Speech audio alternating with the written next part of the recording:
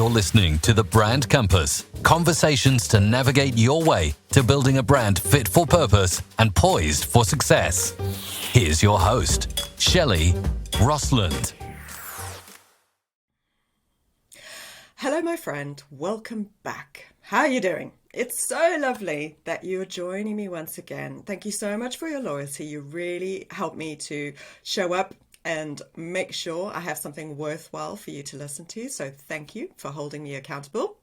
I'm so excited to get into today's topic because it's going to be a little like going down memory lane for me. In my past life, I was a franchise consultant. I used to work with small business owners who were wanting to grow their business and use what's called a structured business format model. And my specific focus was franchising, which is one of the most structured on the sliding scale. And others you might recognize are things like licensing or distribution. So you may be wondering, okay, Shirley, that's really lovely, but why do I need to listen to this episode today? So stay with me. Here's the context. When you work on your brand strategy, and you will know this by now if you're a regular listener, you'll work on 4 big areas, and that's purpose, personality, proposition, and experience, or brand presence, as I like to call it. In today's episode, we're going to touch on 2 of those areas, purpose and proposition. We're going to dig a bit into why it's important to choose how you want your working life to look, alongside how you design your business to function. So today I've invited one of my lovely business friends to come and join me to share what her business looks like on the inside and share her journey in growing her micro business through franchising. So let me introduce her to you now. Suzy Sanders is a business owner, author, speaker, and professional coach. She founded her virtual assistant business in 2016, and 4 years later, she grew the business through franchising. And at the time of recording, she's got 6 franchisees across the UK, supporting a thriving global client base. Suzy has been featured on the BBC, Huffington Post, and PA Life, sharing her finely tuned approach of putting the strength of collaboration and community at the heart of business. She emphasizes that business success is not always about more money, but rather about more kindness, integrity, impact, empowerment, and adventure. Lots of core values sitting in there. Suzy is married to Paul, who works with her in the business, and they have 2 young children, and they live just down the road from me in Northampton in the UK. Welcome, Suzy. Yay. Oh, thank you, 𝗘𝗣𝗜𝗦. I'm so excited to be here with you. I'm very grateful for this opportunity to talk and dive into all those juicy topics. Yes, very juicy, very juicy. So normally, we met, oh goodness me, I was trying to think now, Suzy, because it was before you started franchising. So I think it was about 5 years ago. So it was about 2 children and 6 franchisees ago, right? And normally I would get a guest at the end of an episode to actually talk about what their working lifestyle was like before they got into the business that they're in. But today is a very different episode, right? So I think what we should probably do to kick off the conversation is ask you to describe what your freelancer life was like when you first started out as a virtual assistant.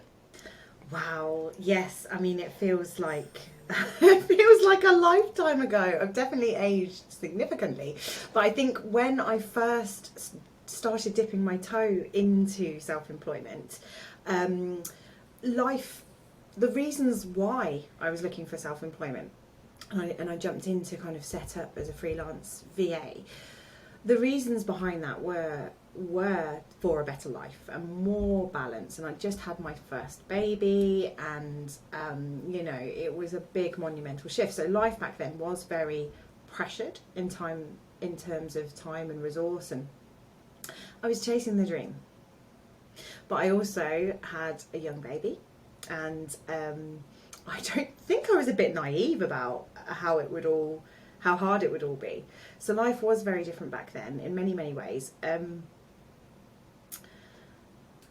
I'm dropping into processing mode a little bit, just thinking, because I've not actually had the opportunity to stop and think what life was like back then, and it's so different now. And I think time's an interesting concept, isn't it, when you're a business owner? Yes. So you must have gotten to a point though, like, yes, we're chasing the dream when we first go self-employed. So for you, that was as a freelance VA, right? But you must have gotten to a point where, you know, demand was increasing, and then you had to start making some executive decisions, if you like, about what the heck to do. So like, walk me through, you know, what did your head look like, and how did it sound? You know, how were the different Suzy voices sounding in your head at that point? What did you do? Great question. So yeah, I was lucky, I was fortunate. However you want to dress it up, I did get overwhelmed really quickly with workflow. I was attracting a lot of opportunities, a lot of good opportunities, and I'm really fortunate in that way. And it all kind of happened a lot quicker. And I got stuck in the delivery, because that's why I wanted to go freelance, and I wanted to do the delivery and make an impact and serve my clients. And I remember feeling very fulfilled in that sense. And I had, you know, I could see the money coming in, I could see the growth, but then there was also this story and this internal record that kept looping around of like, oh my God, there's so much to do. I'm spending all my energy in other people's businesses, and mine is an absolute joke. And when my husband came on board to help me, that was like little things like, Suzy, you've sent 50 invoices with the same invoice number, and how are you doing this? And you know, my business is just completely Crumbling in the dropped. background. And I Yeah. think I'd learned from the time and the connection crumbling in the background. And meantime, I'd still got a young baby who didn't sleep, and you know, I got overwhelmed very quickly. But I also had the realization, probably spurred on from the relationships that I had with my clients, that actually this was a business. This wasn't going to be just, I wanted to grow. I wanted to grow in every sense. So whilst that overwhelm happened really quickly, that definitely helped me focus and start that questioning of like, actually, how am I going to make a big impact with this? How can I grow this in every sense? And those kind of stories started coming up quite early on. I think I'd already had those threads of, yeah, there's something here. How can I take the world on with it, you know? Yeah, and I think I'm hearing a little bit there. What the overwhelm helped to trigger was almost that mindset shift, or that flick of that mindset going, oh, I'm not actually a contractor, because I see quite a few virtual assistants. It's a very big growing space, right?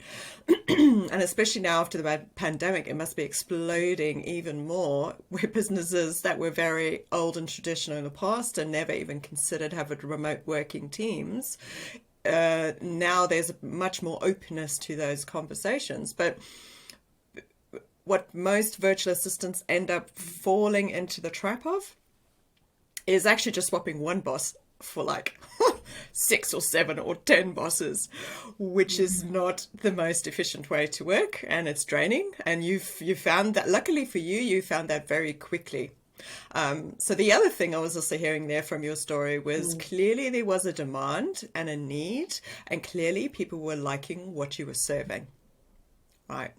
So growing is a really weird, very weird and personalized experience, isn't it? And I find like for different businesses or different entrepreneurs that you speak to, it feels like a very different animal no matter who you speak to. So what did growth really mean to you? How did you define growth? So because you had that, you know, that kind of click in your head going, I'm not just a contractor here, I'm a business. How did you, you know, what did you want it to look like?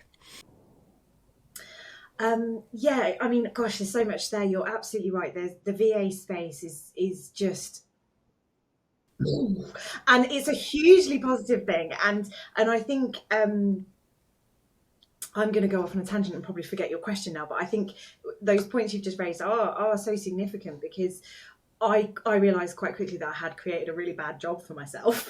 You know, Exactly. I had left I'd gone through that leap, the emotional, the practical, the financial of, yeah, I'm doing this, I'm going self-employed. And then I realized I'd created a really bad job for myself. So, and that's really common, isn't it? It's not just a VA thing. Yeah, and for service providers, I would say that that is something that most service providers, so I will say that to anybody listening who isn't necessarily a VA, it's not just a VA thing, it's actually more about being in service.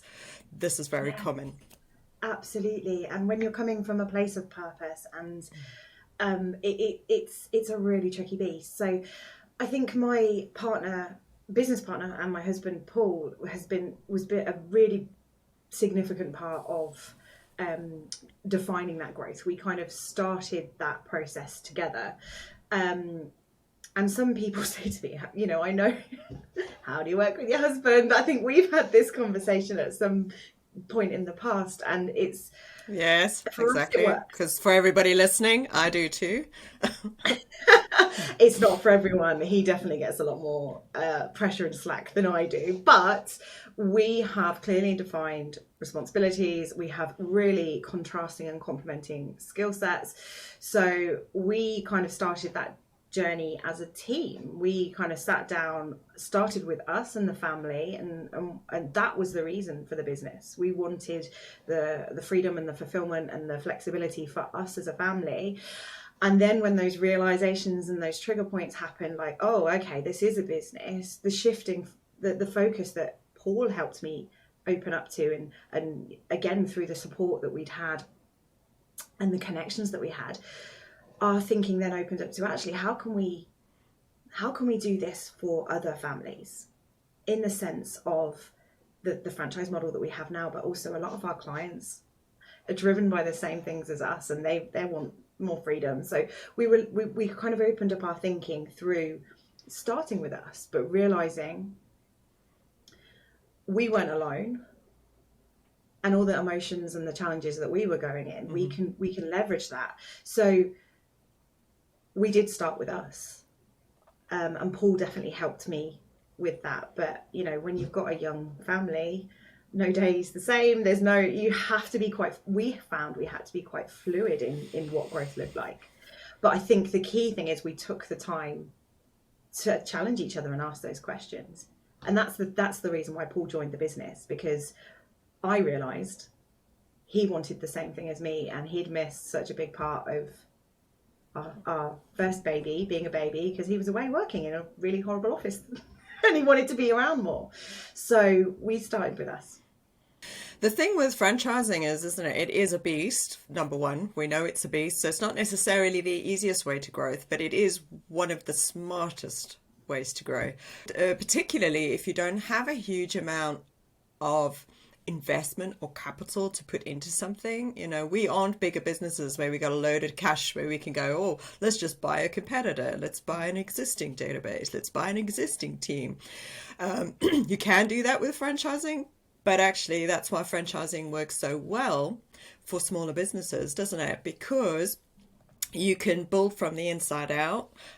You and I have the same ethos around franchising, and it's probably one of the reasons why I got out of franchising, is that you have to prove that it works. You have to prove the model, you know, and unfortunately in the UK, so anybody who's listening in the US, this is different for you, but in the UK, it's not regulated. It's not, you know, we don't have law, we don't have franchise law, so it's kind of pulling bits and pieces from competition law and things like that. So it's really difficult as a franchisor to know, okay, well, what's the right path, isn't it? So I think what I love about what you and Paul did is you did start inward and go, okay, what's true for us? You know, clearly we're onto something good, because there's a lot of demand going on here. People need what we have, but actually, how can we be smart about how we structure that? And actually, if we monitored that and proved that, we could teach that.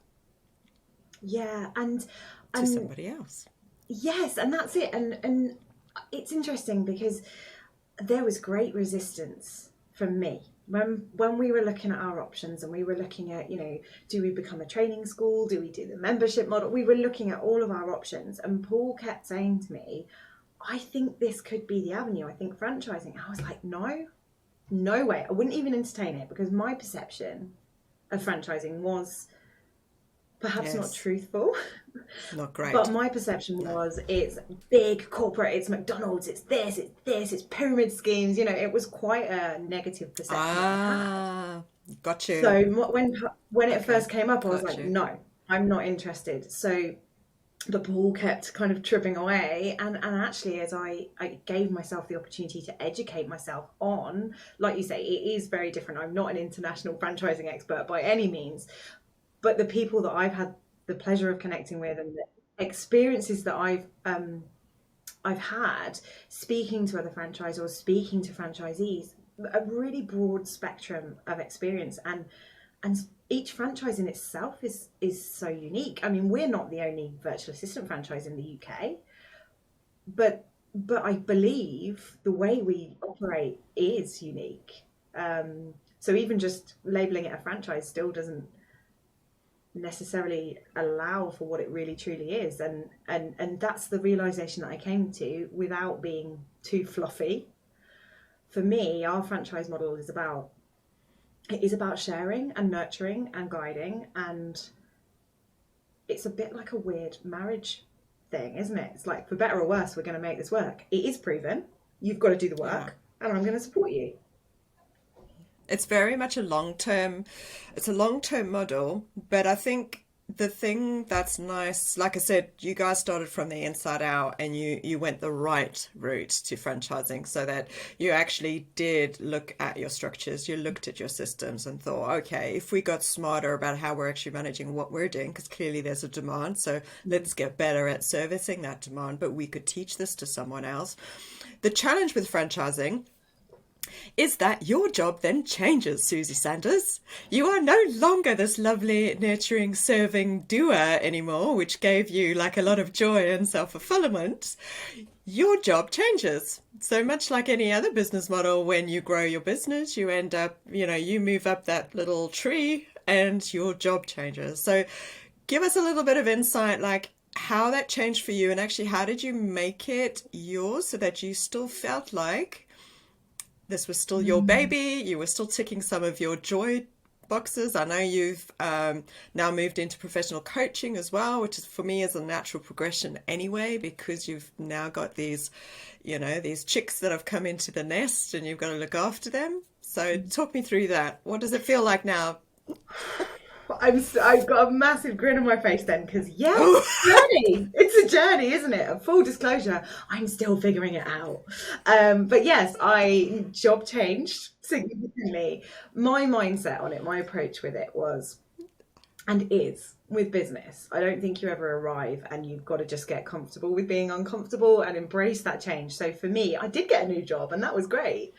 And I've got loads of opportunities to learn and grow and expand and do it with other people. So my view, actually, whilst I am the founder of 𝗘𝗣𝗜𝗦, I very much work for our franchise network. They're the people that hold me accountable. They're the people that I show up every day for, So that's kind of one way that I've looked at it, and that drives me to be my best. But actually, it had definitely highlighted some blind spots that I had as a business leader, and again, that's not an easy thing when you're like, oh, okay, this is hard and this is why. So it's been very emotionally volatile, and I think probably the hardest Let's thing, not fall apart and cry. no, holding it together today. But I think actually the letting go has been a massive thing for me, because we were like, one my logical commercial mind was like, yeah, we're going to franchise, we're going to scale, it's going to be sustainable, it's going to be organic, it's long, we're in, this is the long game for us, we want the right people, and we're going to take the world on eventually in our own time.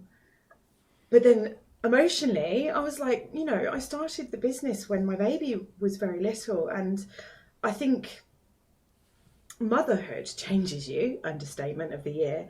But I'd very much kind of I'd formed my new identity on this business. So as my baby was growing and the business was growing, I suddenly found like I'd got this really like Aggie teenager of a business almost. I was like, oh, okay, I've got to learn to let go, because I can't control. Whilst, all the work we've done and 𝗘𝗣𝗜𝗦 will always be my second baby, but I had to learn to let go and trust other people to follow the process, to do the things that they were outlined and committed to do. So I think that journey I've personally found really difficult. And I'm still on that. I don't know if the balance is quite right, but I'm still on that journey for sure. I think what I like though, Suzy, is that you did identify that and you just knew that your role had to change. I think the worst thing that can happen in a franchise business is where the franchisor does not let go. And I have seen the cases where you end up almost in a parent-child relationship with the franchisor because they won't let go. The franchisor doesn't want to let go and they still want to be going, well, you don't know anything, franchisee. I'm going to just keep, And I've seen it in franchises that were very well established. Like the franchisees had been in for like 10, 15, 20 years. And it was like, no. These guys are now mature. Like you say, they've gone from baby to teenager. As a franchisee, they'll end up going through those same phases as well. So I think what's really nice is you recognize that your role had to change in order to let go, because actually bringing in these new people, they're gonna need the hand holding for a period of time. But I mean, you've chosen some whoppers as your franchisees that are, these have got fire in their bellies kind of people who want to be they want to be your partners, don't you? That's why you've been so good with your recruitment, So they're going to challenge you. Thank you. That means a lot. Yeah, but this is it. I mean, this is it, isn't it?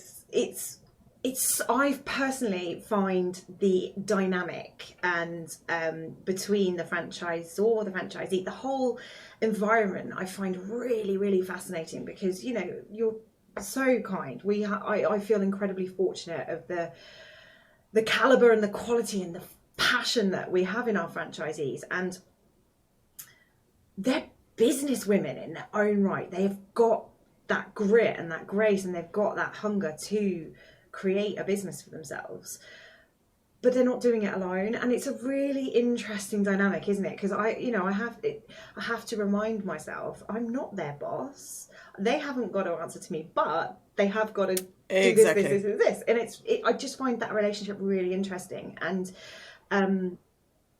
And my coaching, which is more recent thing, started as you've kind of really kindly picked up. That it's something that I've always wanted to do for myself anyway. And I found that we're very heavily invested in our franchisees. So I do mentor, and we do a lot of professional and personal development within the franchise network. So the coaching was going to be an add-on, but actually that's another journey that I've started, because when I started my studies, I realized that actually it wasn't all about the business. It's about the undercurrents, the feelings and things. That I've had so many massive realizations through my studies that's then made me want to pick that up as a new thing, because clearly I can't sit still. No, but also you also realize you needed another bunch of tools to put in your toolkit in order, if you wanted to go that route. I think you wanted to genuinely be a professional coach. You didn't wanted to be another person who added that label, because there's too many of those, because we are talking about another unregulated industry, right? I think, oh gosh, we've covered quite a bit there. So I think there's one element, I think, for the people that are listening at the moment, if you had to sell the concept of, bearing in mind you are a micro business, so most people listening are micro businesses. Either they're solo, they've started to work with some freelancers, or they've started to bring on their first or second employees. So they're all under 10 employees as far as I know.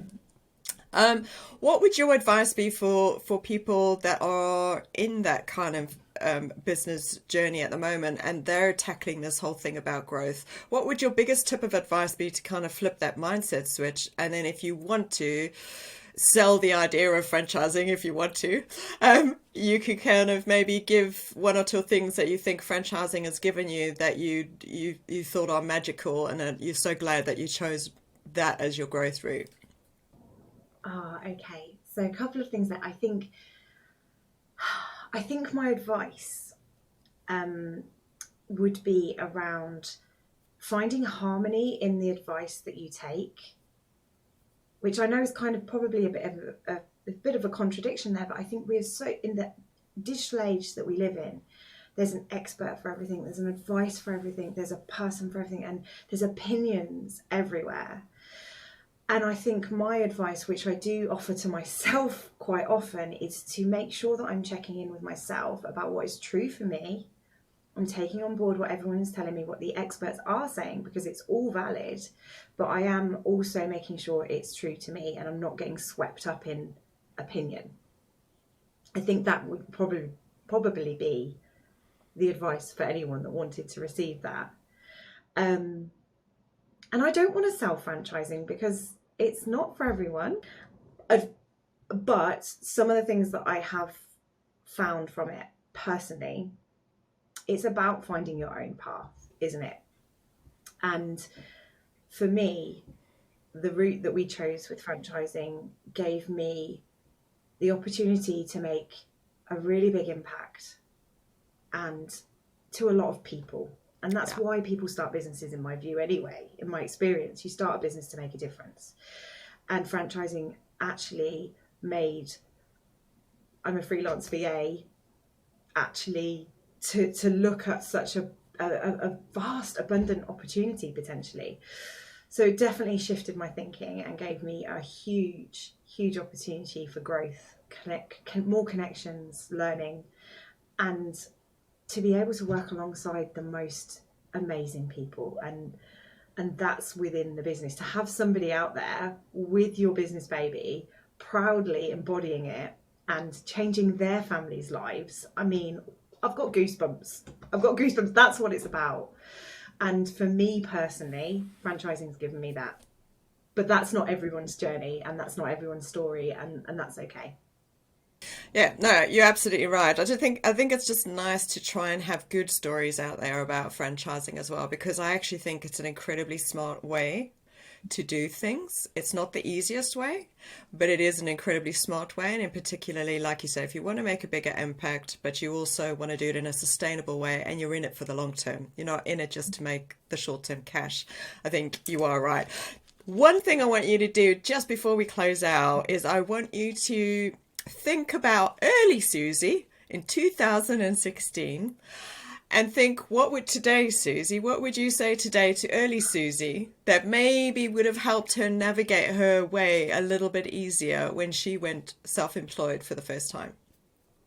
Oh, Shelley, thank you. Again, a beautiful opportunity for reflection, because I don't think young Suzy would recognise old Suzy, present Suzy. And I think it would be trust, which is a tricky beast.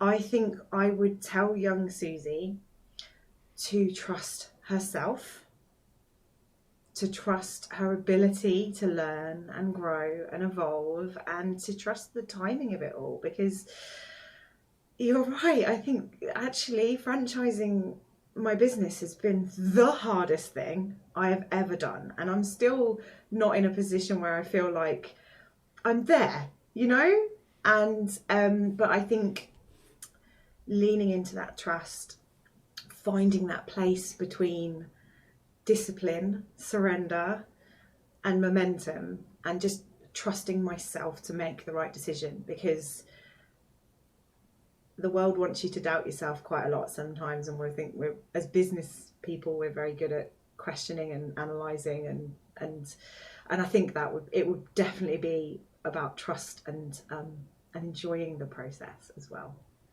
Ah, beautiful. I love that. More instead of like stressing out so much.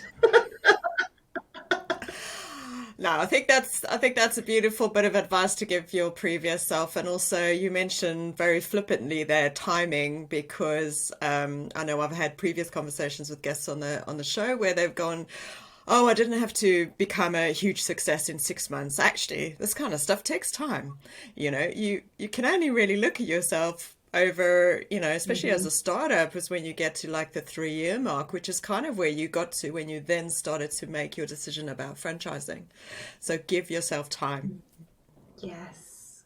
And I have also had another baby in the process as well. So for me to be able to have had maternity leave employed and then to have had some time out to look after my baby, supported by my business, was that gave me such a great reflection opportunity, and to be able to have had the time to be with my family. That's what my business was all about in those early days anyway, and that's what it's about now. So yeah, give yourself time, and that's something that no one else can judge either, is it?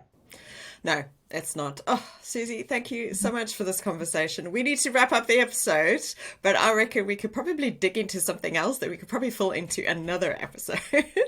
So if anybody wanted to find out about 𝗘𝗣𝗜𝗦 VA, your franchise offer, and find out maybe how to work with you, what's the best place for them to do that? Oh, thank you. Yes, probably the best place is our website. All of the other links and information stuff's on there, and that's 𝗘𝗣𝗜𝗦𝗢𝗗𝗘𝗟𝗟.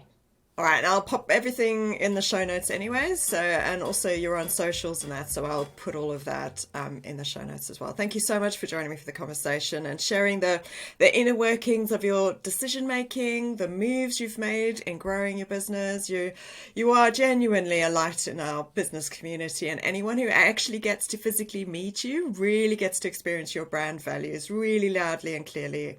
And the business world and the franchise sector are just lucky to have your genius. Thank you so much. Thank you so much, Shelley. The love is very much mutual. Thank you. And that's it for this episode today, folks. Thank you so much for joining us. Did that help you to see that growth doesn't have to be one way? It doesn't have to mean more. It can actually mean better. I love that Suzy's growth journey is very intimate, it's personal, and it's almost soulful. She's carefully chosen the route to growth that suits what she wants for her ideal working lifestyle. She is very clearly a strong business owner who has clearly identified her strengths and also how to pick the right partners to help her grow her business and stay true to her brand's core values. Who do you know who could do with hearing Suzy's story? Share this episode, you know you want to. Until then, stay strong, believe you have value, and make good brand decisions. Thank you for listening to The Brand Compass. If you enjoyed this episode, make sure to share it with your entrepreneurial friends and help them make good brand decisions. Until next time, let's keep the conversation going at 𝗘𝗣𝗜𝗦𝗢𝗘𝗘𝗟𝗟.